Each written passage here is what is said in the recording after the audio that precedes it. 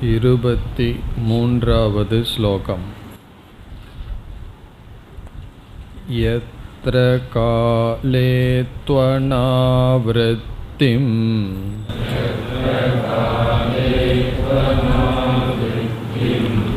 ஆவ்ருத்திம் சைவ யோகினஹ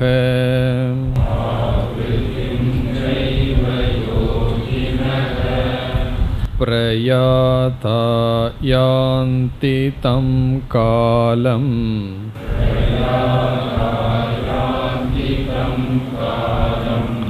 வக்ஷ்யாமி பரதர்ஷப.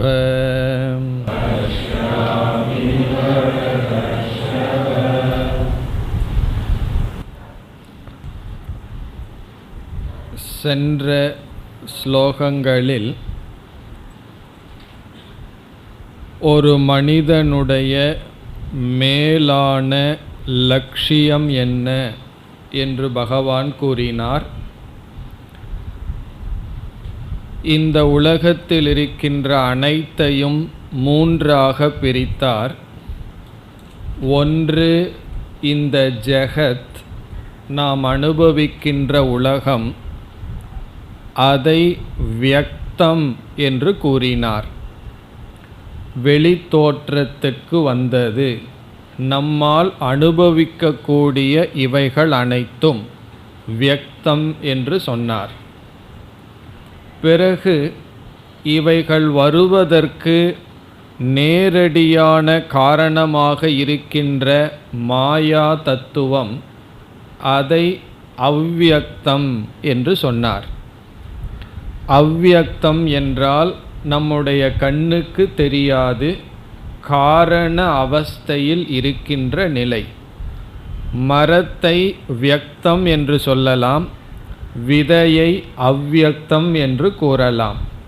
காரணம், மரம் என்பது வெளிப்பட்டது, விதை என்பது மரமானது காரண ரூபமாக இருத்தல்.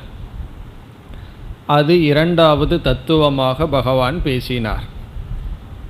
பிறகு இதற்கு முன் ஸ்லோகங்களில் கூறினார், பிரளய காலத்தில் ஜீவர்கள் அந்த மாயையில் ஒடுங்குகிறார்கள்.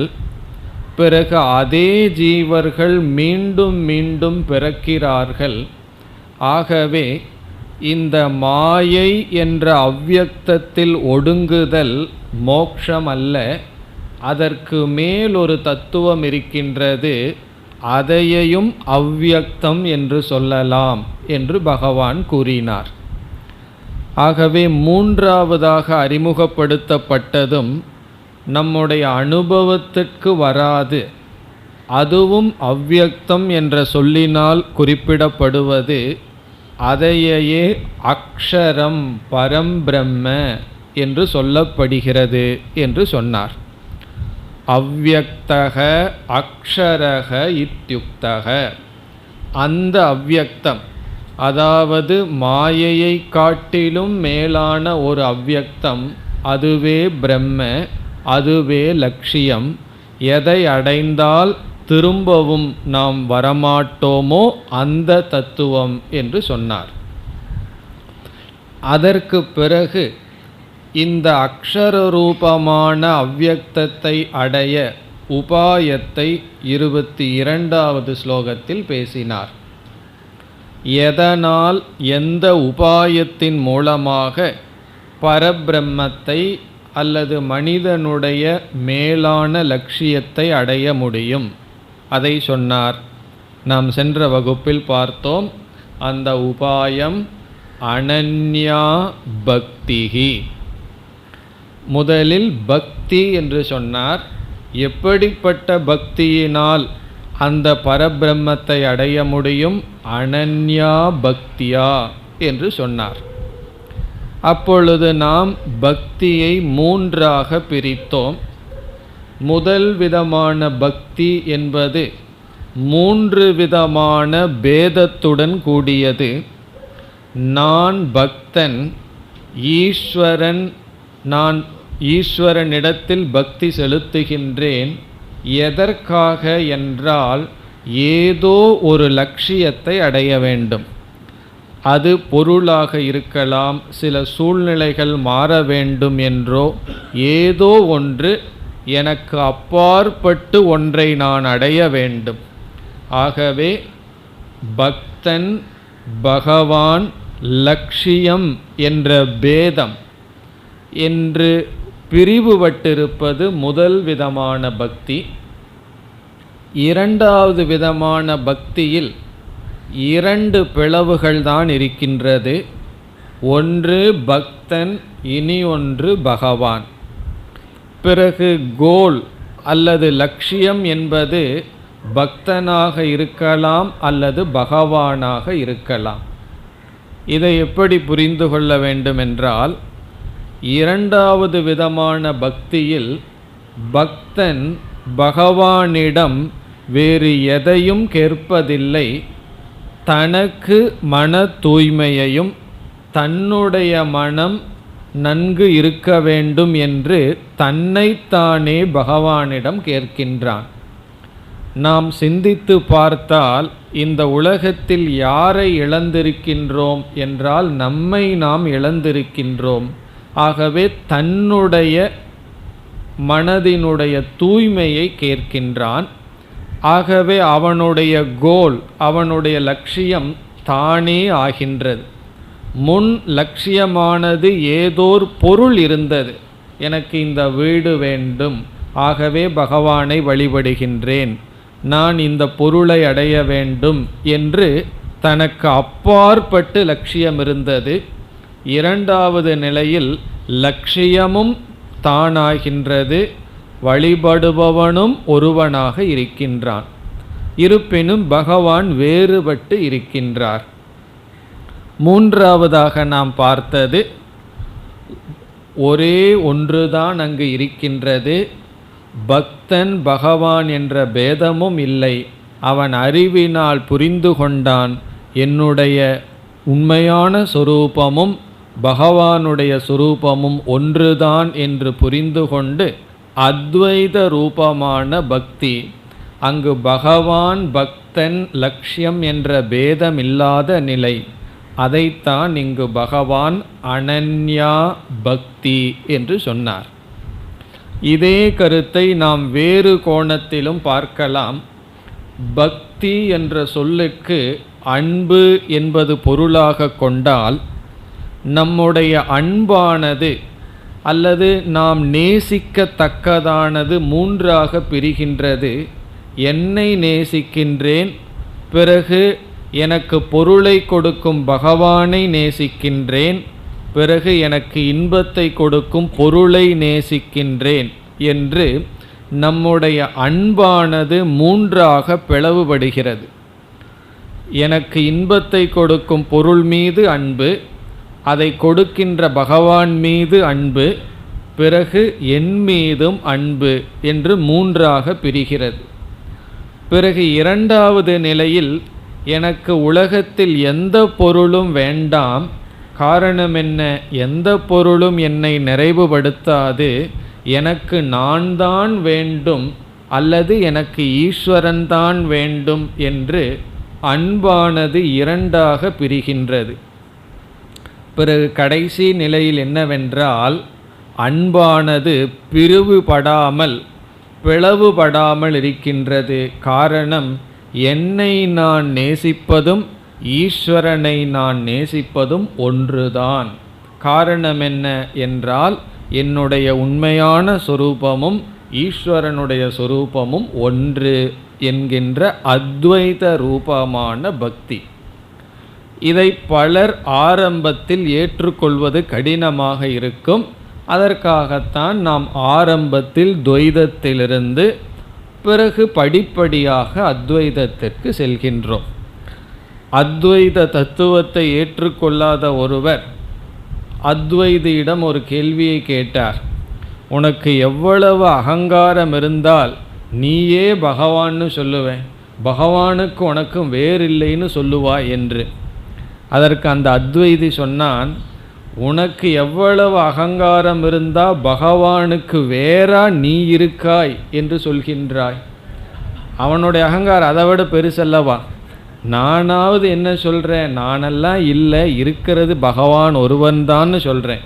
ஆனால் நீ என்ன சொல்கிற, நானும் இருக்க பகவான் இருக்கார். அப்போது பகவான் ஒருத்தர் இருக்கார், அதற்கு மேலே நானும் இருக்கேன்னு சொல்கிற ஒரு அகங்காரம் இருக்கே, பகவானுக்கு அப்பாற்பட்டு நான் இருக்கேன்னு சொல்கிற அகங்காரம் இருக்கே, அதுதான் பெரிய அகங்காரம் என்று அவர் பதிலளித்தார். அந்த அகங்காரம் கடைசி வரைக்கும் இருக்கும். அந்த அகங்காரம் நீங்குவதைத்தான் இங்கு பகவான் சொல்கிறார், அனன்யா பக்தி, பிளவுபடாத பக்தி என்று சொல்கின்றார். இப்போ சென்ற ஸ்லோகத்துடன் இந்த கருத்து முடிவடைந்தது. இனி நாம் 23வது ஸ்லோகத்திலிருந்து என்ன கருத்தை பகவான் சொல்லப் போகிறார் என்பதை பார்க்க வேண்டும். சென்ற வகுப்பில் அறிமுகப்படுத்தினோம், இப்பொழுது நாம் தொடர வேண்டும். 23வது ஸ்லோகத்திலிருந்து 27வது ஸ்லோகம் வரை, அதாவது இந்த அத்தியாயம் முடியும் தருவாய் வரை பகவான் என்ன கருத்தை பேசுகின்றார் என்று பார்த்துவிட்டு பிறகு இந்த ஸ்லோகத்திற்குள் செல்லலாம். 2 விதமான மனிதர்களை இப்பொழுது நாம் எடுத்துக்கொள்கின்றோம். பலவிதமான மனிதர்கள் இருக்கிறார்கள், அதில் 2 விதமான மனிதர்களை எடுத்துக்கொள்கின்றோம். ஒருவன் தர்மப்படி வாழ்ந்து விதவிதமான யாகங்களை செய்து கொண்டு இருப்பவன். அவனுடைய கடமையை செய்வான், பூஜைகள் உடலளவில் அவன் செய்வான். அவனை நாம் கர்மி என்று அழைக்கின்றோம். கர்மி என்றால் கர்மத்தில் ஈடுபட்டு கொண்டிருப்பவன், அதாவது உடலிலும் வாக்காலும் செயல்பட்டு கொண்டிருப்பவன், தர்மப்படி வாழ்க்கையை நடத்துபவன். ஓரளவுக்கு அவன் தர்மப்படி இருப்பான். பிறகு சாஸ்திரத்தில் சொன்ன கடமைகள், சில பூஜைகள், யாகங்கள், இப்படிப்பட்ட காரியத்தை செய்து கொண்டு வாழ்கின்றான். அவனுக்கு ஞானம் இல்லை, எத்தனையோ ஆசைகள் அவனுக்கு இருக்கின்றது, ஆனால் தர்மப்படி அந்த ஆசைகளை பூர்த்தி செய்து கொண்டு வாழ்ந்து கொண்டு வருகின்றான். இனி 2வது விதமான மனிதர்கள், அவர்கள் உடல் வாக் இதற்கு அப்பாற்பட்டு அதிகமாக மனதை பயன்படுத்தியவர்கள் உபாசகர்கள் என்று சொல்கின்றோம். உபாசகர்கள் என்றால் தியானம் செய்பவர்கள், தியானம் என்ற செயலில் அதிக ஈடுபாட்டை கொண்டவர்கள், மனதை அதிகமாக பயன்படுத்தியவர்கள். இவர்களும் தர்மப்படி வாழ்கிறார்கள், இவர்களுக்கு ஞானம் ஏற்படவில்லை, ஆனால் அதிகமாக மனதை பயன்படுத்தி மனதை ஈஸ்வரனிடம் அதிகம் வைத்தவர்கள். இப்போ முதல் விதமான மனிதர்களுக்கு உடலிலும் வாக்கிலும் அதிக அபிமானம், அதனால தான் அதில் செயல்படுகிறார்கள். 2வது விதமான மனிதர்கள் இந்த அபிமானத்தை கடந்து மனதில் அவருக்கு அபிமானம், அதிக காலம் மானச பூஜை, மனது சம்பந்தமான தியானம், அதில் ஈடுபட்டு இருப்பவர்கள். இப்போ இந்த இருவர்கள் இப்பொழுது நாம் எடுத்துக்கொள்கின்றோம். இன்னும் எப்படிப்பட்ட மனிதர்கள் இருப்பார்கள்ங்கிறத பிறகு பார்க்கலாம். இங்கு இந்த 2 விதமான மனிதர்களை எடுத்துக்கொள்கின்றோம். கர்மி, உபாசகன். கர்மம் செய்து கொண்டிருப்பவன் உபாசகன். இனி 2வது கருத்து, இவர்கள் இறந்தவுடன் எங்கு செல்வார்கள் என்பது கேள்வி. அதாவது ஒருவன் வைதிக கர்மத்தையும் அல்லது சாஸ்திர சொல்கிறபடி ஒழுங்காக வாழ்ந்துட்டு இருக்கான், இனி ஒருவன் அதிக தியானம் செய்துள்ளான். இந்த இருவரும் இறந்ததற்கு பிறகு எங்கு செல்வார்கள் என்பது கேள்வி. அதை பகவான் அறிமுகப்படுத்த இருக்கின்றார். இருவரும் 2 விதமான லோகத்திற்கு செல்வார்கள் என்று 2 லோகமானது இங்கு அறிமுகப்படுத்தப்படுகின்றது. இப்போ 2 சாதகர்கள் 2 லோகங்கள். ஒன்று சொர்க்கலோகம், இரண்டாவது பிரம்மலோகம். யார் சொர்க்கலோகத்திற்கு செல்வார்கள்? கர்மத்தை பின்பற்றியவன் சொர்க்கலோகத்திற்கு செல்வான். உபாசனைப்படி வாழ்ந்தவன் அல்லது உபாசனையை அனுஷ்டானம் செய்தவன் பிரம்மலோகத்திற்கு செல்கின்றான் என்று 2 லோகமானது அறிமுகப்படுத்தப்படுகிறது. இதில் பகவான் என்ன சொல்கின்றார்? யாரெல்லாம் சொர்க்கலோகத்திற்கு செல்கிறார்களோ அவர்களெல்லாம் கர்ம பலனை அங்கு அனுபவித்து விட்டு மீண்டும் திரும்பி வருவார்கள். இப்போ சொர்க்கலோகத்திற்கு செல்பவர்கள் அங்கு பலனை அனுபவித்து விட்டு புண்ணியத்தை அங்கு தீர்த்துவிட்டு மீண்டும் கர்ம வினைக்கு தகுந்தாற்போல் ஷரீரத்தை எடுப்பார்கள் என்று சொல்கின்றார். ஆகவே சொர்க்கலோகம் என்ற ஒரு லோகம் இருந்து அங்கு நாம் சென்றால் திரும்பி வந்தாக வேண்டும். இனி 2வது லோகம் பிரம்மலோகத்தை பகவான் அறிமுகப்படுத்துகிறார். அங்கு என்ன நேரிடலாம் என்றால், இந்த உபாசகன் ஓரளவு வைராகியத்துடன் இருந்திருந்தால் பிரம்மலோகத்திற்கு சென்று மீண்டும் திரும்பி வராமல் அங்கேயே இருந்து ஞானத்தை அடைந்து முக்தி அடைய வாய்ப்பிருக்கிறது. பிரம்மலோகத்திற்கு சென்றால் கண்டிப்பாக திரும்ப மாட்டான் என்று பொருள் அல்ல, திரும்பி வராமலிருப்பதற்கு வாய்ப்பு இருக்கின்றது. ஆகவே பிரம்மலோகத்தை பற்றி பகவான் பேசும் பொழுது அங்கு சென்றால் திரும்பி வர வேண்டும் என்ற நியதி இல்லை. ஆகவே திரும்பி வராத லோகம், திரும்பி வரக்கூடிய லோகம் என்று 2 லோகத்தை அறிமுகப்படுத்துகிறார். இப்போ சிலருக்கெல்லாம் சில சந்தேகம் வரலாம், அல்லது பலர் என்ன சொல்வார்கள், சொர்க்கலோகம் பிரம்மலோகம்ங்கிறதெல்லாம் இங்கே தான் இருக்குது, நம்ம சுகமாக இருந்தால் சொர்க்கம், துக்கமாக இருந்தால் நரகம் என்றெல்லாம் சொல்வார்கள். சாஸ்திரம் சொர்க்கலோகம் பிரம்மலோகம்னு எத்தனையோ லோகங்கள் இருப்பதாக சொல்லுது. அது சாஸ்திரத்தில் நம்பிக்கை இருந்தால் சாஸ்திரம் சொல்லுதுன்னு நம்ம ஏற்றுக்கொள்ள போகின்றோம். அதை நம்ம இருக்குன்னு சொல்வதற்கு சாஸ்திரமானது பிரமாணமாக இருக்குது. பிரமாணம் சொன்னால் ஞானத்தை கொடுக்குற கருவியாக இருக்குது. இல்லைன்னு சொல்கிறதுக்கு நமக்கு தகுதி கிடையாது. இல்லைன்னு சொல்லணும்னா நம்ம எல்லா லோகத்தையும் போய் பார்த்துட்டு வந்திருக்கணும். பார்த்துட்டு வந்து தான் இல்லைன்னு சொல்ல முடியும். அவ்வளவு தூரம் சாஸ்திரத்தில் நம்பிக்கை இல்லை, எனக்கு சொர்க்கலோகம் பிரம்மலோகத்துல எல்லாம் விருப்பம் இல்லைன்னு சொன்னால் மோட்சத்துக்கு அதனால் ஒரு விதமான கேடும் வராது. சாஸ்திரம் என்ன சொல்லுகின்றது? அடுத்த அத்தியாயத்தில் பகவான் என்ன சொல்ல போகிறார்? இந்த பூலோகத்தை போல தான் அனைத்து லோகங்களும் அனித்தியம், அது நிலையற்றது, பூர்ணமான சுகத்தை அனுபவிக்க முடியாதுன்னு சொல்ல போகிறார். அதனால் எத்தனை சொர்க்கலோகம் இருந்தாலும் நம்முடைய மோக்ஷங்கிற பாதைக்கு அல்லது மோக்ஷங்கிற விசாரத்துக்கு தடையாக இல்லை. ஆனால் சாஸ்திரத்தை நம்ம ஒரு பிரமாணமாக அறிவை கொடுக்கின்ற கருவியாக கொண்டு ஏற்றுக்கொள்கின்றோம். இல்லை என்றால் எதற்கு கற்பனையாக சாஸ்திரம் இவைகளை பற்றி பேச வேண்டும்? இவ்விதம் 2 லோகமானது அறிமுகப்படுத்தப்படுகிறது. திரும்பி வருகின்ற லோகம், திரும்பாத லோகம் என்று. இனி 3வது கருத்தாக பேசப்பட இருப்பது 2 லோகத்திற்கு செல்கின்ற பாதை. எதன் வழியாக சாதகன் சொர்க்கலோகத்திற்கும் பிரம்மலோகத்திற்கும் செல்வான் என்ற பாதையும் பேசப்படுகின்றது. ஆகவே 2 விதமான சாதகர்கள், 2 விதமான லோகம், 2 விதமான பாதை. இப்பொழுது பகவான் பாதையை பேசுகின்றார்.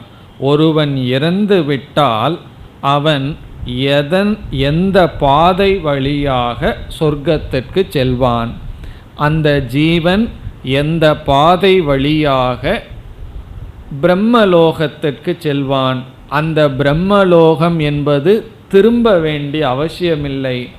காரணம் என்ன? உபாசகன் தான் அங்கு செல்ல முடியும். சென்ற உபாசகன் அங்கு மீண்டும் என்ன அடைய வேண்டும்? வைராகியத்தை அடைஞ்சு பிரம்மலோகத்தில் என்னென்ன பொருள்களெல்லாம் இன்பத்தை கொடுக்குமோ அந்த பொருளில் வைராகியத்தை அடையணும். ஆனால் அங்கே கொடுக்கிற பொருள்களெல்லாம் இங்கே கொடுக்கிற பொருள்கள் மாதிரி கிடையாது. இங்கே சில பொருள்கள் இன்பத்தை கொடுத்துட்ருக்கும், உடனே துன்பத்தையும் சேர்த்து கொடுத்துரும். அங்கெல்லாம் அப்படி இல்லை, இன்பத்தையே கொடுத்துட்ருக்கும். அதனால் அங்கே வைராகியத்தை அடைகிறது கஷ்டம். அதனால் என்ன செய்யணும்? ஒழுங்காக இங்கேயே வைராகியத்தை அடைஞ்சு மோட்சத்தை அடைகிறது தான் உத்தமம். அப்படி இல்லை என்றால் அங்கு அந்த வைராகியத்தை அடைந்து ஞானத்தை அடைந்து மோட்சத்தை அடைய முடியும். அதைத்தான் நம்ம கிரம முக்தி என்று பார்த்திருக்கின்றோம். இப்போ இந்த கருத்துக்கள் எல்லாம் இனிமேல் வர இருக்கின்றது. இந்த 23வது ஸ்லோகத்தில் பகவான் அறிமுகப்படுத்துகின்றார். நான் எதை பற்றி பேசப் போகின்றேன் என்று பகவானே அறிமுகப்படுத்துகின்றார். இப்பொழுது ஸ்லோகத்திற்குள் செல்லலாம். யத்ர காலேது அனாவிருத்திம் ஆவிருத்திம் ச ஏவ யோகினக. யத்ர என்ற சொல் முதலில் எடுத்துக்கொள்வோம். யத்ர என்றால் எதன் வழியாக, எதன் மூலமாக என்று பொருள். ஏன என்று பொருள். யத்ர என்றால் எதன் மூலமாக. அடுத்த சொல் காலே. இங்கு காலம் என்ற சொல் பாதை என்ற பொருளை குறிக்கின்றது. மார்க்கம், வழி என்பதை குறிக்கின்றது. அது எப்படி என்று நாம் பிறகு பார்க்கலாம். எத்திர காலே என்றால் எந்த பாதையில். காலம் என்ற சொல்லுக்கு பாதை, மார்க்கம், வழி என்று பொருள். எத்திர காலே என்றால் எந்த பாதையில் என்று பொருள் கொள்ள வேண்டும். எந்த பாதையில் து அனாவிருத்திம் ஆவிருத்திம் செய்வ. அனாவிருத்தி என்றால் திரும்பாத லோகம். ஆவிருத்தி என்றால் திரும்பி வரக்கூடிய லோகம். லோகம்னா உலகம். அனாவிருத்தி என்ற சொல் பிரம்மலோகத்தை குறிக்கின்றது. திரும்பி வராமல் இருக்கின்ற லோகத்தையும், ஆவிருத்திம் என்றால் திரும்பி வரக்கூடிய லோகத்தையும், ச ஏவ என்றால் இந்த இரண்டையும் எந்த பாதையின் வழியாக திரும்பி வரக்கூடிய லோகத்தையும் திரும்பி வராமல் இருக்கின்ற லோகத்தையும் யோகினக. இந்த இடத்துல யோகினகங்கிற சொல்லுக்கு பொருள் சாதகர்கள். இரண்டு விதமான சாதகர்கள், செயல் செய்கின்றவர்கள், தியானம் செய்கின்றவர்கள் என்ற இரண்டு விதமான சாதகர்கள். இப்போ யோகினக சாதகாக, சாதகர்கள் எந்த பாதையின் வழியாக திரும்புகின்ற திரும்பி வராமல் இருக்கின்ற லோகத்தை. இனி இரண்டாவது வரியில் முதல் சொல் பிரயாதாகா. பிரயாதாகா என்றால் பயணம் செய்கின்றவர்கள், மரணமடைந்த ஜீவர்கள். இது யோகினகங்கிற சொல்லுக்கு அடைமொழி. உயிரோடு இருக்கிறவங்களை பற்றி இப்பொழுது பகவான் பேசவில்லை. இறந்து பயணத்தில் இருப்பவர்களை பற்றி, பயணம் செய்பவர்களை பற்றி பேசுகிறார்கள். பிரயாணம் அப்படிங்கிற வார்த்தை நமக்கு தெரியும். பிரயாணம்னா பயணம். பிரயாதா என்றால் பயணி, பயணம் செய்பவர்கள். என்ன பயணத்தை சொல்கிறார்? நம்முடைய கடைசி பயணத்தை பற்றி பேசிகிட்டு இருக்கார். எல்லாம் இந்த உலகத்தை விட்டுட்டு நம்ம ஒரு சாதகன் சொர்க்கத்துக்கோ பிரம்மலோகத்துக்கோ பயணத்தை மேற்கொண்டு சென்று கொண்டிருக்கின்றான். அவனை பற்றி பேசுகின்றார். இப்போ எந்த பாதையின் மூலமாக திரும்பி வருகின்ற திரும்பாத லோகத்தை பயணம் செய்கின்ற சாதகர்கள், இப்போ பிரயாதாகா யோகினகன்னு படிக்க வேண்டும். பிரயாதாகான இறந்து பயணத்தை மேற்கொண்டுள்ள சாதகர்கள் யாந்தி. யாந்தி என்றால் அடைகிறார்களோ, அடைகிறார்களோ. எந்த பாதையின் வழியாக திரும்பி வருகின்ற திரும்பாத லோகத்தை யோகிகள் பயணம் செய்கின்ற யோகிகள் அடைகிறார்களோ, தம் காலம் அந்த பாதையை, இங்கும் காலம் என்ற சொல்லுக்கு பாதை என்று பொருள், அந்த மார்க்கத்தை அந்த வழியை, தம் காலம் அந்த பாதையை வக்ஷ்யாமி நான் கூறப் போகிறேன். வக்ஷ்யாமினா நான் சொல்லப் போகின்றேன். பிறகு ஹே பரதர்ஷப, அர்ஜுனனை அழைக்கின்றார். ஹே அர்ஜுனா, இப்பொழுது நான் பாதையை சொல்லப் போகின்றேன். 2 லோகத்திற்குரிய பாதையை நான் கூறப் போகின்றேன். இனி அடுத்த சந்தேகம் நமக்கு வரலாம். பாதைங்கிற சொல்லை இங்கு பகவான் பயன்படுத்தவில்லையே, காலம்ங்கிற சொல்ல பயன்படுத்தி இருக்கிறாரே என்ற சந்தேகம் நமக்கு வரலாம். என்ன, ஒரு வார்த்தைக்கு நீங்கள் கொடுக்கறதான் பொருளா, அங்கே இருக்கிற பொருள் எடுக்கணுமா, அல்லது நம்மளாக பொருள் பண்ணலாமான்னு சந்தேகம் வரலாம். இதற்கு பிறகு வருகின்ற ஸ்லோகங்களில் பகவான் தெளிவாக பாதைங்கிற வார்த்தையை பயன்படுத்த போகின்றார். பிறகு ஏன் இந்த இடத்துல காலம்ங்கிற சொல்ல பயன்படுத்தினார் என்றால், அந்த பாதையில் காலத்திற்கு அபிமானியான தேவதைகள் இருப்பார்கள். இப்போ காலத்திற்கு அபிமானி தேவதைகள், கால தேவதைகள் அந்த பாதையில் இருப்பதனால் அந்த பாதை காலம் என்று சொல்லப்படுகின்றது. ஆகவே காலம்னு பகவான் சொல்வதற்கு காரணம், காலத்திற்குரிய தேவதைகள் அந்த பாதையில் இருக்கின்ற காரணத்தினால். அந்த பாதைக்கு இன்சார்ஜாக இருக்கிற தேவதைகளெல்லாம் கால தேவதைகள். அதெல்லாம் நம்ம பார்க்க போகிறோம். பகல் தேவதை, இரவு தேவதைன்னெல்லாம் பார்க்க போகின்றோம். ஆகவே பகவான் காலம் என்ற வார்த்தையை பயன்படுத்தி இருக்கின்றார். இப்போ இந்த ஸ்லோகத்தில் என்ன செய்திருக்கின்றார்? 2 மார்க்கத்தை, 2 பாதையை நான் சொல்லப் போகின்றேன். எங்கு செல்ல? திரும்பி வருகின்ற திரும்பாத லோகத்துக்கு செல்கின்ற, அந்த லோகத்திற்கு அழைத்து செல்கின்ற 2 பாதையை நான் கூறுகின்றேன். அந்த பாதையில் கால தேவதைகள் அதிகமாக இருக்கிறார்கள். ஆகவே அந்த பாதையை காலம் என்று பகவான் பேசினார். இனி அடுத்த ஸ்லோகத்திற்கு செல்லலாம். அக்னிர் ஜோதிரக சுக்லக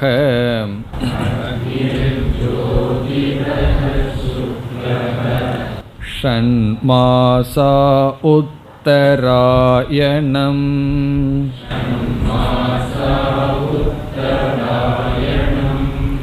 தத்ர பிரயாதா கச்சந்தி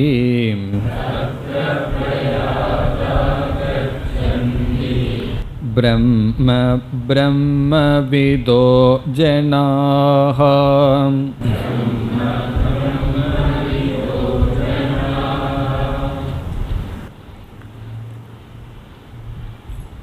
இந்த ஸ்லோகத்தில் திரும்பி வராத லோகமான பிரம்மலோகத்திற்கான பாதையை பகவான் கூறுகின்றார். அனாவிருத்தி என்றால் திரும்பி வராத லோகம். திரும்பி வராத லோகம் என்றால் எந்த லோகத்திற்கு சென்றால் நாம் திரும்பி வராமல் இருக்க வாய்ப்பிருக்கின்றதோ அந்த லோகத்திற்கு செல்ல எது பாதை. ஒரு ஜீவன் இறந்ததற்கு பிறகு எந்த பாதை வழியாக எந்த மார்க்கத்தின் மூலமாக பிரம்மலோகத்திற்கு செல்வான் என்று இங்கு பேசப்படுகின்றது. அந்த மார்க்கம் என்னவென்றால், இங்கு பகவான் 5 தேவதைகளை முதல் வரியில் குறிப்பிடுகின்றார். 5 தேவதைகளை குறிப்பிட்டு இந்த 5 தேவதைகள் இருக்கின்ற பாதை, ஒவ்வொரு பாதையும் சாஸ்திரத்தில் எப்படி பேசப்படும் என்றால், ஒவ்வொரு தேவதை அதிஷ்டானமாக இருக்கும் அல்லது ஒவ்வொரு தேவதையானது அழைத்து செல்லும். உபனிஷத்துல எல்லாம் இந்த கருத்து தெளிவாக பேசப்பட்டிருக்கின்றது. ஒரு ஜீவன் இறந்தவுடன் வாருங்கள் வாருங்கள் என்று அழகான வார்த்தைகளை சொல்லி என்ன செய்யுமா, தேவதைகளெல்லாம் அந்த ஜீவனை லோகத்திற்கு அழைத்து செல்லுமா. இந்த மரியாதையெல்லாம் எவ்வளவு நாள்னா நம்ம புண்ணியம் இருக்கிற வரைக்கும் தான். அதுக்கப்புறம் என்னன்னா, வாருங்கள் வாருங்கள்னு சொன்ன தேவதைகள் போங்கல் போங்கல்னு 2 முறை சொல்ல வேண்டியது இல்லை, பிடிச்சி தள்ளி விட்டுரும். மீண்டும் பூலோகத்துக்கோ பாவ புண்ணியத்துக்கு தகுந்த மாதிரி வர வேண்டும் என்று தேவதைகளினால் போடப்பட்ட மார்க்கம் இது. அதாவது அந்த ஜீவன் இறந்ததற்கு பிறகு என்ன செய்கின்றான், அந்தந்த தேவதைகள் மூலமாக செல்கின்றான். ஒரு தேவதை என்ன பண்ணுமா, ஒரு இடத்திலிருந்து இனியொரு இடத்து வரைக்கும் கொண்டு போய் அந்த ஜீவனை இனியொரு தேவதைகிட்ட விட்டுருமா. இதெல்லாம் சாந்தோக்கிய உபனிஷத்தில் நல்லா பேசப்பட்டிருக்கு. இந்த ரிலே ரேஸ் போல். பிறகு இனியொரு தேவதை என்ன பண்ணு தெரியுமோ, வேறு தேவதை வரைக்கும் கொண்டு போய் விட்டுரும். இந்த ஜீவன் என்ன செய்வான், ஒவ்வொரு தேவதையும் அழைத்து கொண்டு சென்று இறுதியில் அவனை சேர்க்க வேண்டிய இடத்துல சேர்க்கும். அப்படி இங்கு 5 தேவதைகளை பகவான் கூறி, இந்த தேவதைகள் இருக்கின்ற மார்க்கத்தின் வழியாக யார் உபாசகன் அனாவிருத்தி லோகமான பிரம்மலோகத்திற்கு செல்கின்றான் என்பதுதான் இந்த ஸ்லோகத்தினுடைய கருத்து. அந்த மார்க்கத்திற்கு பல பெயர்கள் இருக்கின்றது. பிரம்மலோகத்திற்கு அழைத்து செல்கின்ற மார்க்கத்திற்கு சுக்லகதி என்று ஒரு பெயர், பிறகு சூரியகதி என்று இனியொரு பெயர், இப்படியெல்லாம் பல பெயர்கள் இருக்கின்றது. எதற்கு, அந்த பாதைக்கு. இப்போ இங்கே சுக்லகதிங்கிறது, சுக்லகதி என்ற பாதையின் வழியாக பிரம்மலோகத்திற்கு செல்கின்றான். இப்பொழுது அந்த 5 தேவதைகளை பார்ப்போம். முதல் சொல் அக்னிஹி. அக்னிஹி என்றால் அக்னி தேவன், அக்னி தேவதா. நம்ம பார்த்து அனுபவிக்கின்ற இந்த உஷ்ணமான அக்னி அல்ல, இந்த உஷ்ணமான அக்னிக்கு தேவதா ரூபமாக இருக்கின்ற கடவுள் அக்னி தேவன். ஜோதிஹி இரண்டாவது. ஜோதி என்றால் ஒளி, லைட். பொதுவாக ஒளிக்கு அதிஷ்டானமாக இருக்கின்ற தேவன். அக்னியிடம் உஷ்ணமும் இருக்கு, ஒளியும் இருக்கின்றது. ஜோதி என்றால் லைட், ஒளிக்கு அதிஷ்டான தேவதை. இது இரண்டாவது. மூன்றாவது அகக. அகக என்றால் பகல் காலத்துக்கு அதிஷ்டானமாக இருக்கின்ற தேவதை, பகல் காலத்துக்கு உரிய தேவதை. 24 மணி நேரத்தை பகல் இரவுன்னு பிரிக்கிறோம். இரவுக்கு ஒரு தேவதை, பகலுக்கு ஒரு தேவதை இருக்கின்றது. இது பகலுக்கான தேவதை அகக. அடுத்தது சுக்லக. சுக்லக என்ற சொல் சுக்ல பட்சத்தை குறிக்கின்றது. கிருஷ்ணபக்ஷம் சுக்லபக்ஷம்னு 2 பட்சம் இருக்கும் அல்லவா ஒரு மாதத்திற்கு, அந்த சுக்ல பட்சத்திற்கு அதிஷ்டான தேவதை. அதாவது அமாவாசையிலிருந்து பௌர்ணமி ஆகும் வரை வளர்பிறை காலம், அந்த 15 நாட்கள் சுக்லபக்ஷம்னு சொல்கிறோம். அந்த சுக்லபக்ஷத்திற்கு உரிய தேவதை. இனி அடுத்தது ஷண்மாசாகா உத்தராயணம். உத்தராயண காலம் 6 மாதம். சூரியன் வடக்கு நகர்கின்ற சமயம் 6 மாதம். உத்தராயணம் தட்சிணாயணம்னு ஒரு வருஷத்தை 2ஆக பிரிக்கின்றோம். அந்த உத்தராயண காலத்திற்குரிய தேவதை பொதுவாக ஜனவரி மிடிலிருந்து ஜூலை மிடில் வரைக்கும் வரும் உத்தராயண காலம். ஜனவரி 14-15 தேதியில் ஆரம்பித்து ஜூலை மிடில் வரைக்கும் 16-17 வரைக்கும் வரும். அந்த 6 மாதங்கள் உத்தராயணம்னு சொல்கிறோம். மீதி 6 மாதங்களை தட்சிணாயனம் என்று சொல்கின்றோம். அந்த உத்தராயணத்துக்கு உரிய கால தேவதை. இப்போ இந்த முதல் வரியில் 5 தேவதைகளை பகவான் சொல்லி இருக்கின்றார்.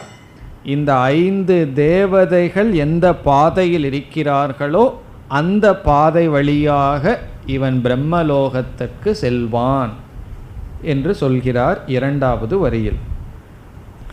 இனி தத்ர பிரயாதாகா. தத்ர என்றால் இந்த பாதையின் வழியாக. இப்போ முதல் வரியில் சொன்ன 5 தேவதைகள் உடைய பாதையின் வழியாக தத்ர பிரயாதாகா, பயணம் செல்கின்ற, பயணி என்று பொருள். பிரயாதாகா. இனி இந்த பயணிய பகவான் விளக்குகின்றார் கடைசி 2 சொற்களினால். இந்த பயணிகள் யார் அப்படின்னு சொல்றார். எல்லோருமே இந்த பயணிகள் அல்ல. இந்த மாதிரி இந்த பாதையில் பயணம் செல்லணும்னா இப்படிப்பட்ட மனிதர்கள் என்ன சாதனையை செய்திருக்க வேண்டும் அதை கூறுகின்றார். பிரம்மவிதக ஜனாகா. ஜனாகா என்றால் மனிதர்கள். எப்படிப்பட்ட மனிதர்கள்? பிரம்மவிதக. இந்த இடத்துல விதக, வித் என்ற சொல்லை உபாசகன் என்று பொருள்படுத்த வேண்டும். பிரம்மவிதக என்றால் பிரம்மத்தை உபாசிப்பவர்கள். இங்கு பிரம்மங்கிற சொல்லுக்கும் ஹிரண்ய கர்ப்பன், ஈஸ்வரன். ஏன்னா முக்கிய பிரம்மத்தை உபாசிக்க முடியாது. முக்கிய பிரம்மத்தை புரிந்து கொள்ளத்தான் முடியும். நிர்குண பிரம்மத்தை நாம் புரிந்து கொள்ள முடியும், புரிந்து கொள்ளத்தான் வேண்டும். இங்கு பிரம்மவிதக என்றால் சகுண பிரம்மத்தை தியானிக்கின்ற ஜனாகா, மனிதர்கள். இப்போ பிரம்மவிதக ஜனாகா என்றால் தியானம் செய்த சகுண பிரம்மத்தை தியானித்த மனிதர்கள் இப்பொழுது எந்த நிலையில் இருக்கிறார்கள்? இறந்து பயணத்தை மேற்கொண்டிருப்பவர்கள். பிரம்ம கச்சந்தி. இங்கு பிரம்மங்கிற சொல்லுக்கு பிரம்மலோகம், கச்சந்தினா பிரம்மலோகத்தை அடைகிறார்கள். பிரம்ம கச்சந்தி, பிரம்மலோகத்தை அடைகிறார்கள். யார்? இப்படிப்பட்ட மனிதர்கள். எப்படிப்பட்ட பாதையில்? முன் சொன்ன 5 தேவதைகளுடைய பாதையின் வழியாக சென்று பிரம்மத்தை அடைகிறார்கள். நம்ம முக்கிய பிரம்மன் எடுத்துட்டா எப்படி பொருள் சொல்லணும்? பிரம்மலோகத்திற்கு சென்று ஞானத்தை அடைந்து கிரமமாக பிரம்மத்தை அடைகிறார்கள். ஒன்றா கிரமமாக பிரம்மத்தை அடைகிறான் அல்லது பிரம்மலோகத்தை அடைகிறார்கள். இப்போ இதில் ஒரு பாதையை பகவான் கூறிவிட்டார். இனி அடுத்த ஸ்லோகம். தூமோ ராத்ரிஸ்ததா கிருஷ்ணஹ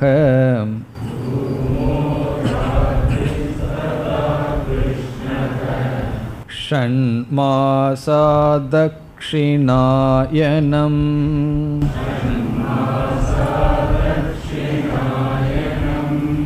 தத்ர சாந்திரமசம் ஜோதிஹி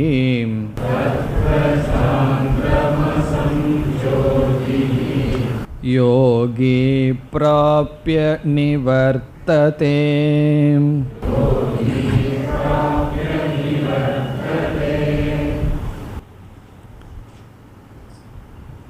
இங்கு பகவான் கர்மம் செய்பவர்கள் திரும்பி வரக்கூடிய லோகமான சொர்க்கலோகத்திற்கு எந்த பாதையின் வழியாக செல்கிறார்கள் என்பதை குறிப்பிடுகிறார்.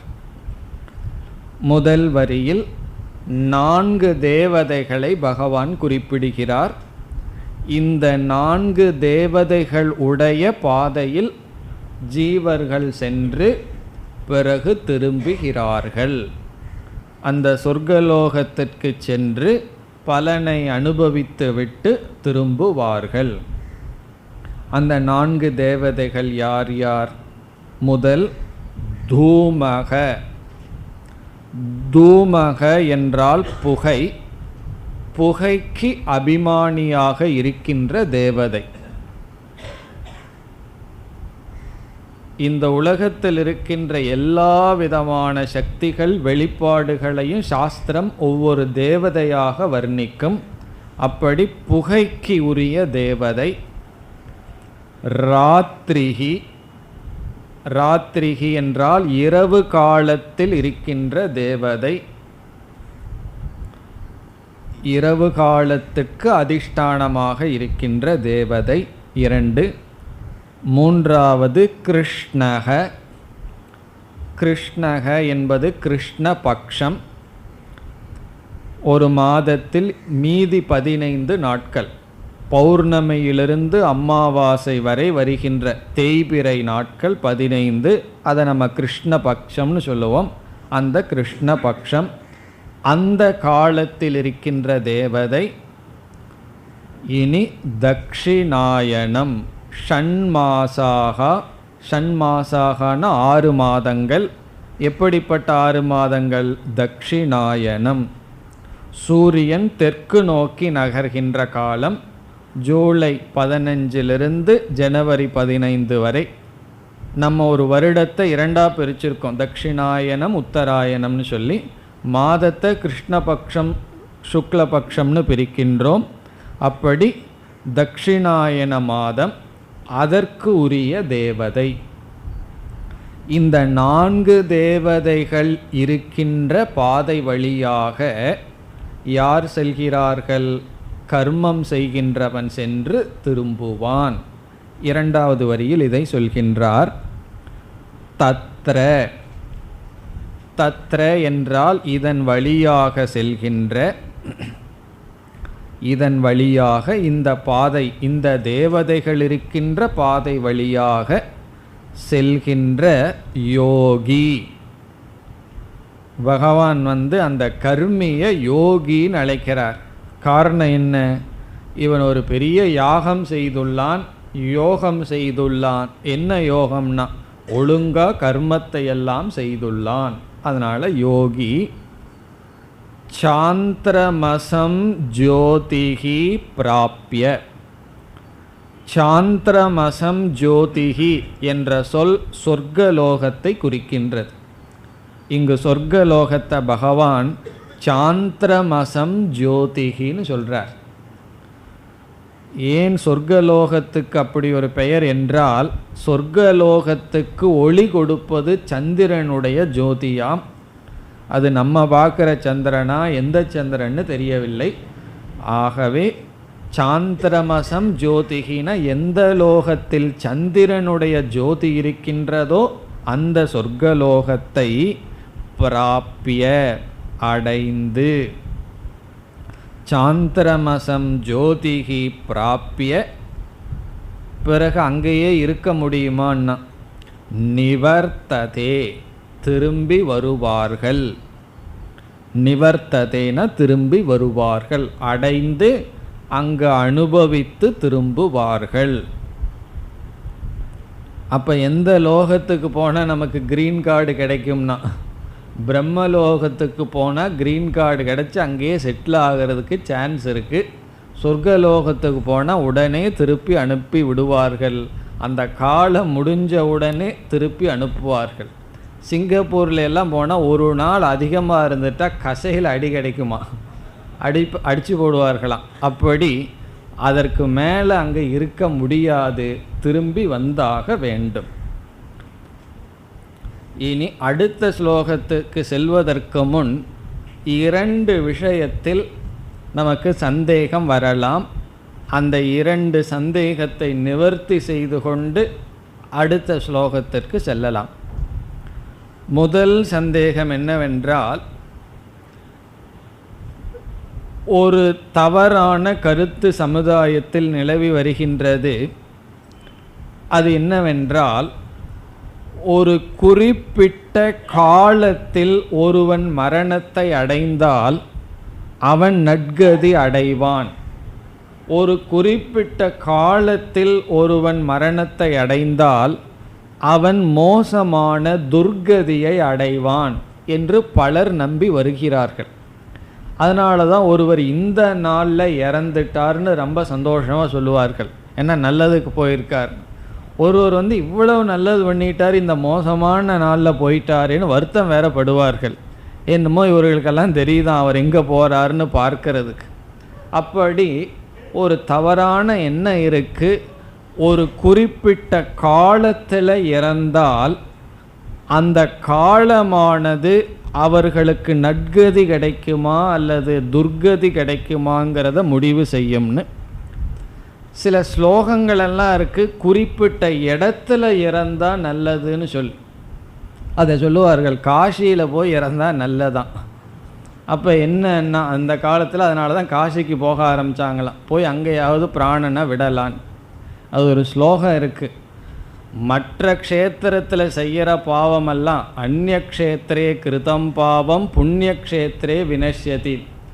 மற்ற இடங்களில் செய்கிற பாவமெல்லாம் புண்ணிய க்ஷேத்திரத்தில் போய் இருந்தோம்னா போயிருமா, புண்ணிய க்ஷேத்திரத்தில் பாவம் பண்ணோம்னா அது காசி க்ஷேத்திரத்தில் போனால் போயிருமா.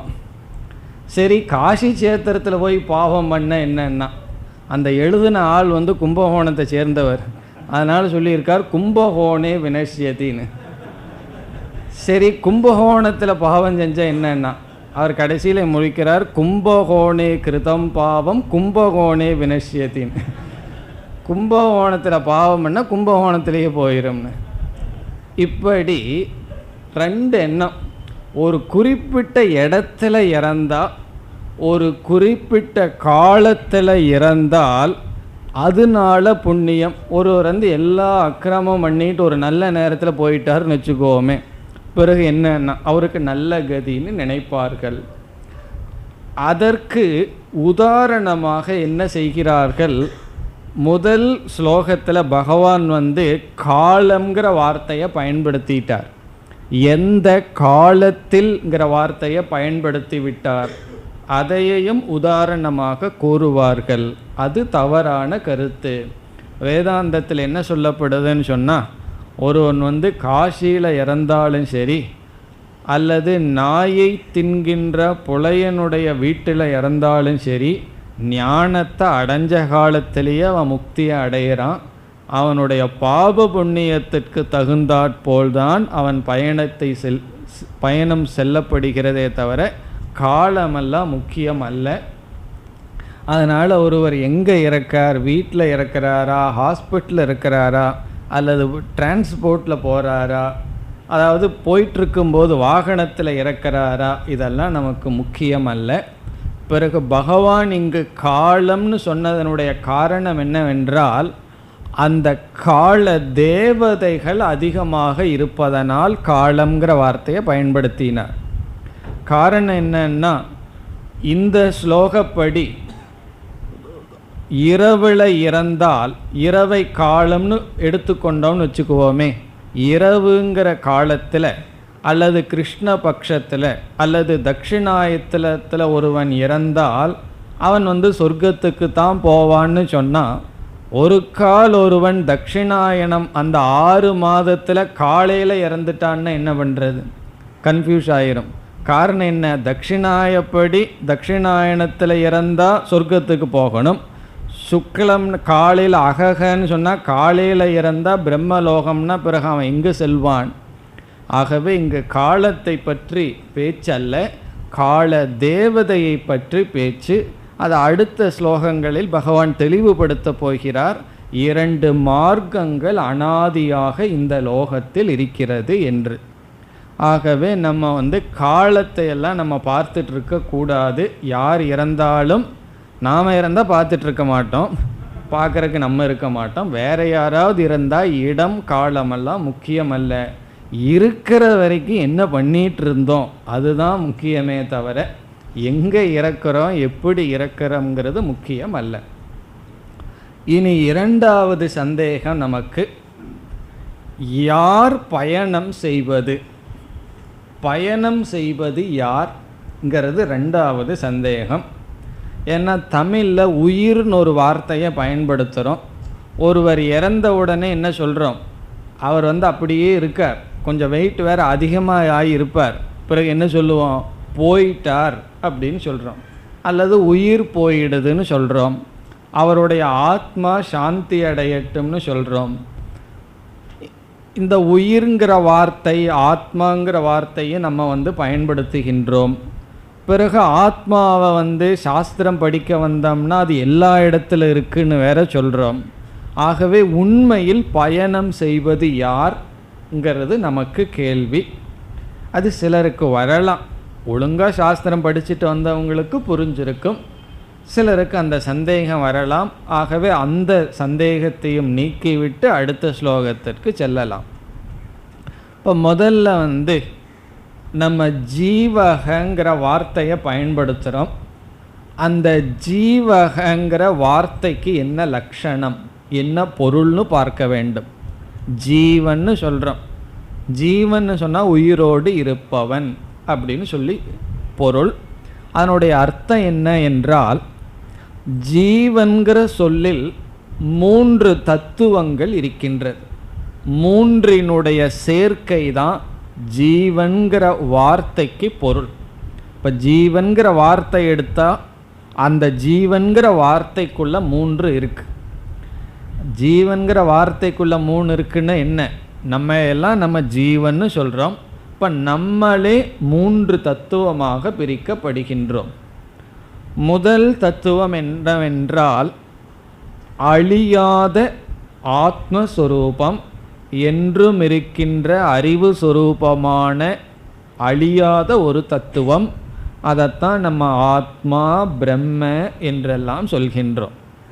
அப்போ நம்முடைய தத்துவம் அல்லது ஜீவன்கிற சொல்லினுடைய முதல் இருக்கிற தத்துவம் அழியாத, என்றும் இருக்கின்ற, எல்லா இடத்திலும் வியாபித்திருக்கின்ற அறிவு சொரூபமான, மாறாத, ஒரு இடத்திலிருந்து இனி ஒரு இடத்துக்கு போக முடியாத ஒரு தத்துவம் ஆத்ம தத்துவம். அது முதல் தத்துவம். இரண்டாவது நம்முடைய ஷரீரம். ஷரீரம்னு சொல்லும் பொழுது காரண ஷரீரமும் சூக்ஷ்ம சரீரமும் நம்முடைய மனம் என்று புரிந்து கொள்ளலாம். இந்த மனதுக்கு காரணமாக இருக்கின்ற ஒரு உடலை காரண சரீரம்னு சொல்கிறோம், அல்லது நம்முடைய மனம் சூக்ஷ்ம சரீரம். இப்போ காரண சூக்ஷ்ம சரீரமும் ஜீவன்கிற சொல்லில் இருக்கின்ற இரண்டாவது அம்சம். இந்த காரண சரீரம்ங்கிறது புரியலையேன்னா புரிய வேண்டாம், காரண சரீரத்தை விட்டுட்டு நம்முடைய மனம் அப்படின்னு புரிந்து கொள்ளலாம். சுருக்கமாக புரிஞ்சுக்கணுங்கிறதுக்காக இந்த வார்த்தையை பயன்படுத்துகின்றோம். சூக்ஷ்ம சரீரம், சூக்ஷ்ம சரீரம்னா நம்முடைய மனம். இப்போ இரண்டாவது தத்துவம் என்னன்னா நம்முடைய மனம், அந்த கரணம் அல்லது சூக்ஷ்ம சரீரம். அதில் காரண சரீரமும் அடங்கி இருக்கிறது. மூன்றாவது தத்துவம் என்னவென்றால், இந்த சூக்ஷ்ம சரீரம் எதனால் உருவாக்கப்பட்டது என்றால், நம்ம இந்த உலகத்தில் 5 விதமான ஸ்தூல பூதங்களை பார்க்கிறோம். ஆகாசம், வாயுகு, அக்னிகி, நீர், பிருத்திவின்னு 5 பூதத்தை நம்ம அனுபவிக்கிறோம். இந்த 5 விதமான ஸ்தூல பூதங்களும் இதற்கு முன் நிலையில் சூக்ஷ்மமாக இருந்திருக்கிறது. இதே 5 பூதங்கள் சூக்ஷ்ம நிலையிலிருந்து, கண்ணுக்கு தெரியாத நிலையிலிருந்து நாம் பார்த்து அனுபவிக்கின்ற 5 பூதங்களாக இப்பொழுது இருக்கிறது.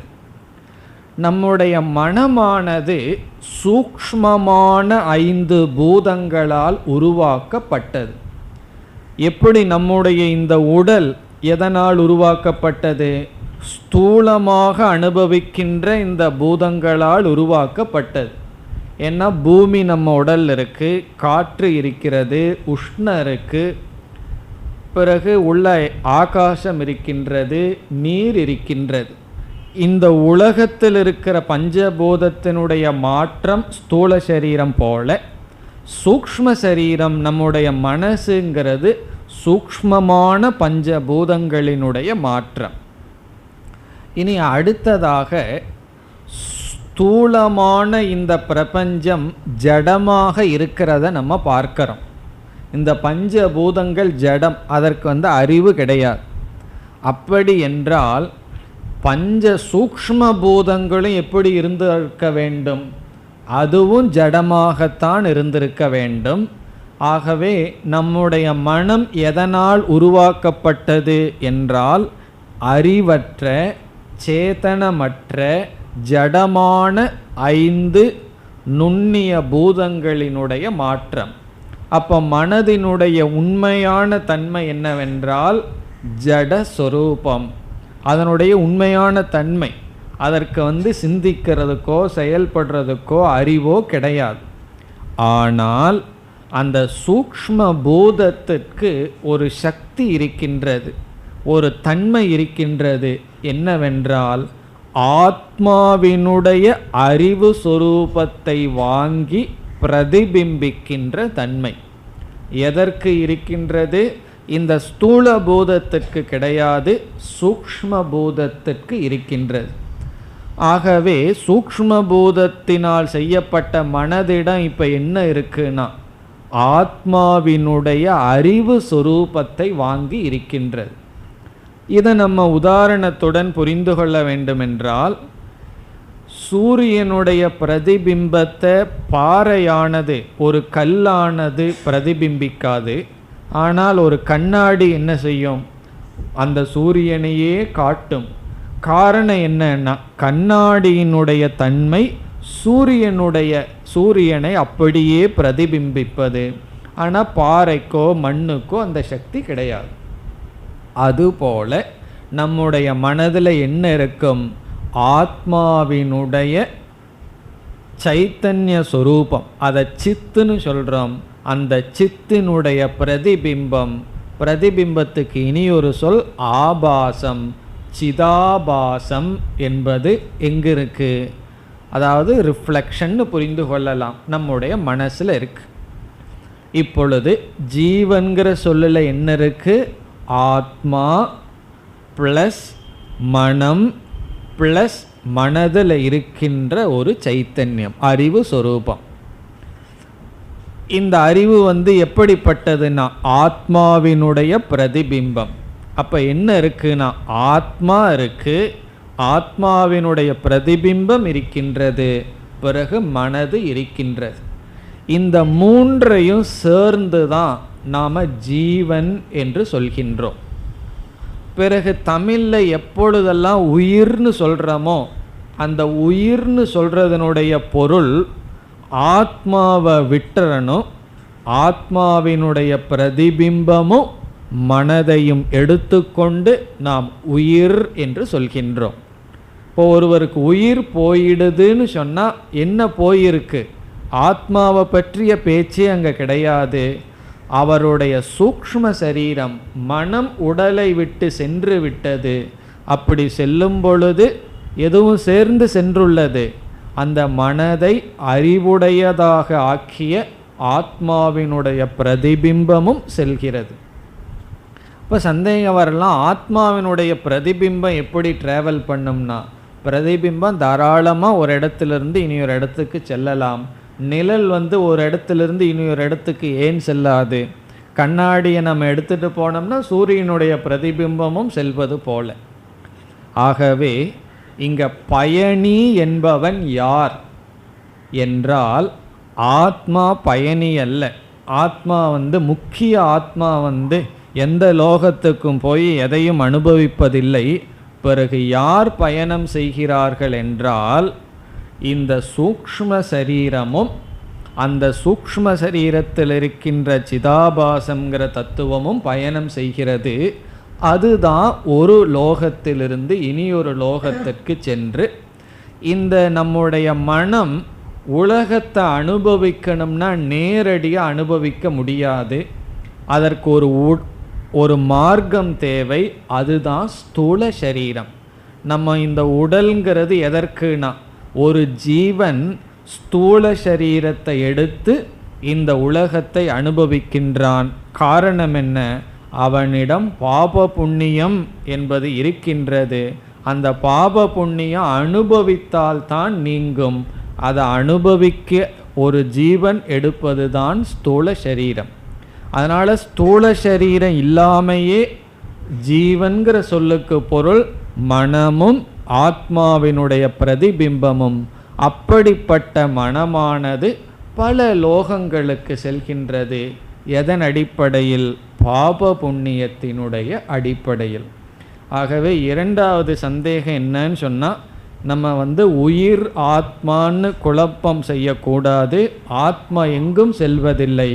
உயிர்னு சொல்கிற, ஜீவன்னு சொல்கின்ற மனமும் சிதாபாசமும் விதவிதமான லோகத்துக்கு செல்கின்றது. இனி அடுத்த ஸ்லோகத்தில் பகவான் மேலும் இதை பற்றிய சில கருத்துக்களை சொல்லி முடிக்கின்றார். அடுத்த வகுப்பில் பார்ப்போம். ஓம் பூர்ணமத பூர்ணமிதம் பூர்ணாத் பூர்ணமுதச்யதே பூர்ணஸ்ய பூர்ணமாதாய பூர்ணமேவாவசிஷ்யதே. ஓம் சாந்தி சாந்தி சாந்தி.